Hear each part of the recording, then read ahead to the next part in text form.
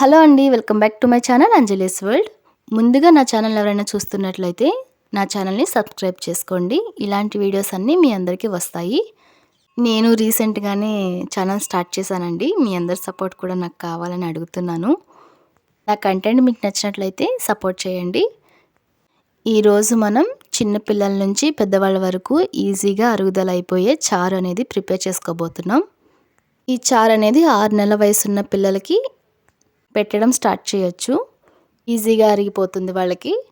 First ఒక గిన్నెలో water తీసుకుని దాంట్లో కొద్దిగా పసుపు, ఉప్పు, కారం, కొద్దిగా చింతపండు, అలాగే ఒక టమాటోని బాగా చితిపేసి వేయాలండి. ముక్కలతో వేస్తే ఆ ఫ్లేవర్ అనేది దిగదు. ఇలా చితిపితేనే మనకి మొత్తం కలుస్తుంది. చారుకి అనేది ఫ్లేవర్ బాగా పడుతుంది. దీనిలోనే కరివేపాకు, కొత్తిమీర ఇవన్నీ వేసేసి ఒకసారి తిప్పుకొని పొయ్యి మీద పెట్టేసుకోవాలి. మీకు దీంట్లో ఇష్టమైతే ధనియాల పొడి, జీలకర్ర పొడి కూడా వేస్తూ ఉండొచ్చు.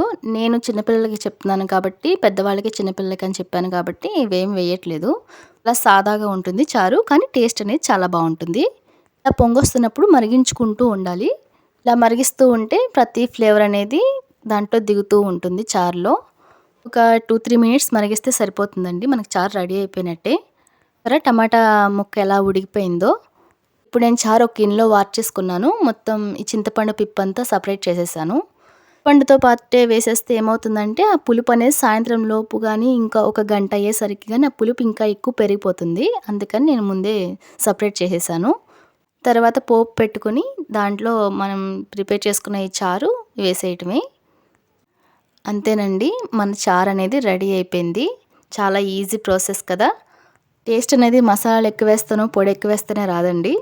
చేసిన టేస్ట్ బాగుంటుంది. మీరు ట్రై చేయండి. నచ్చితే లైక్ చేయండి.